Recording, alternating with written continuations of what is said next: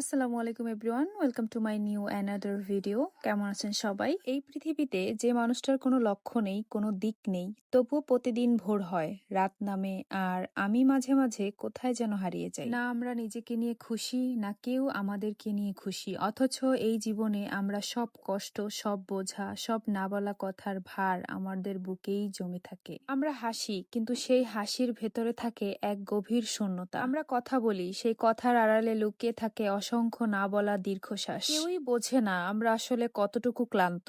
শারীরিকভাবে না, ক্লান্ত শুধু শারীরিকভাবেই আসে না, ক্লান্তি মনের গভীর থেকে আসে। যেখানে প্রতিদিন নিজেকে প্রশ্ন করি, আমি কি ঠিক আছি? না, আমি নিজেকে নিয়ে খুশি না, কারণ আমি জানি আমি কতটা ভেঙে পড়েছি, কতবার নিজেকে জোড়া লাগানোর চেষ্টা করে আবার ভেঙে গেছি।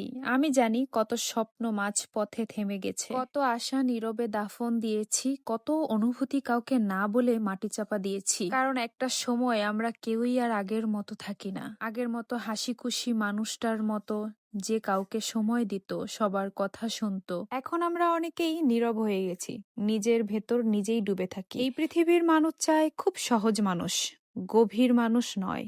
তারা চায় হাসি, তারা চায় আনন্দ, কষ্টের গল্প শোনার ধৈর্য যে সবার নেই। বিরহ আমাদেরকে প্রতিদিন নতুন করে চিনিয়ে দেয়। কিছু মানুষ ছিল যাদের পাশে থাকলে এই জীবনটা সহনীয় লাগতো। আজ তারা কেউই নেই, থেকেও নেই। স্মৃতিগুলো আছে, কিন্তু মানুষগুলো নেই। শূন্যতা এমন এক ব্যথা যেটা কাউকে দেখানো যায় না, শুধু নীরবে বয়ে বেড়াতে হয়। কখনো কখনো নিজেকে খুব একা লাগে, এমন এক একাকিত্বে যেখানে চারপাশে মানুষ থাকে তবুও মনে হয় কেউ নেই। কথা বলার মতো অনেক মানুষ আছে, কিন্তু বোঝার মতো কেউ নেই। তখন নিজের সাথেই নিজের যুদ্ধ শুরু হয়।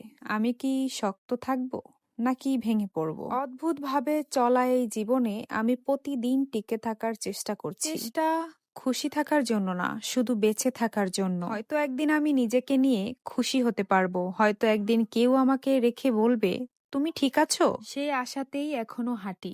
এই জীবন আমাকে শিখিয়েছে সব কষ্ট চিৎকার করে বলতে নেই, কিছু কষ্ট নীরবে সহ্য করাই মানুষের সব থেকে বড় শক্তি। আর আমরা সেই নীরব শক্তিটুকু নিয়েই আজও বেঁচে আছি। পৃথিবীতে কিছু মানুষ জন্মায় এমন এক ভাগ্য নিয়ে, যা যেন সব ভালো কিছুর বিপরীতে দাঁড়িয়ে থাকে। বঞ্চিত হয় ভালোবাসা থেকে, সহানুভূতি থেকে, স্নেহ থেকে, এমনকি শান্তি থেকেও। একটা মুহূর্তের স্বস্তি পাওয়ার আশায় যা কিছু আঁকড়ে ধরে, ঠিক সেটাই সব থেকে বড় কষ্ট হয়ে ফিরে আসে। তাদের হৃদয়টা হয়তো সবচেয়ে সুন্দর, নিঃস্বার্থ আর কোমল, তবুও তারা চেনা মুখগুলোতে খুঁজে পায় না আপন কাউকে।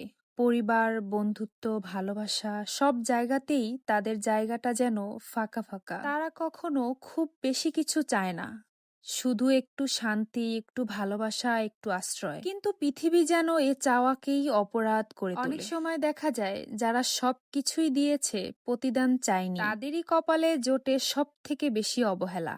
যাদের হাতে অন্যের দুঃখ মুছে দেওয়ার শক্তি আছে, তাদের জীবনের পাতায় জমে থাকে অসংখ্য অশ্রুর দাগ।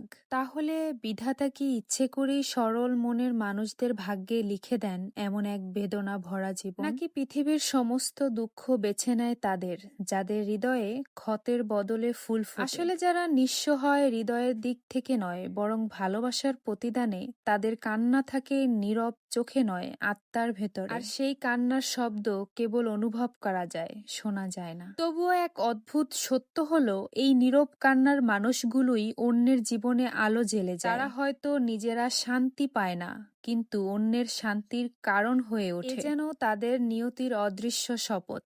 নিজেদের ভেতরের যতই ঝড় বহুক, বাইরের পৃথিবীকে তারা হাসি উপহার দিয়েই যায়। জীবন আমাদেরকে যতটা বোঝা দিয়েছে, আমরা কখনো ভাবিনি তাই বইবার শক্তি আমাদের আছে। নরম একটা মন, অল্প কিছু স্বপ্ন, তার উপর চাপিয়ে দেওয়া হলো অগণিত না বলা কষ্ট। কাউকে দেখাইনি, কাউকে বলিওনি, শুধু প্রতিদিন নিজেকে শক্ত হতে শিখিয়েছি। ভেবেছি চুপ থাকলেই সব ঠিক হয়ে যাবে, কিন্তু নীরবতারও একটা সীমা আছে। একটা সময় সেই নীরবতাই বুকের ভেতর শব্দ করে ভাঙতে থাকে। আমরা ভাঙতে ভাঙতেই শিখেছি হাসতে, ভাঙতে ভাঙতেই শিখেছি বাঁচতে। আজ আমাদের ভিতরে কান্না আছে, কিন্তু চোখে জল নেই। ব্যথা আছে, কিন্তু অভিযোগ নেই। আমরা যেন এমন এক গভীরতায় নেমে গেছি, যেখানে আলো পৌঁছায় না, শুধু অভ্যন্ত অন্ধকারটাই সঙ্গী হয়ে থাকে।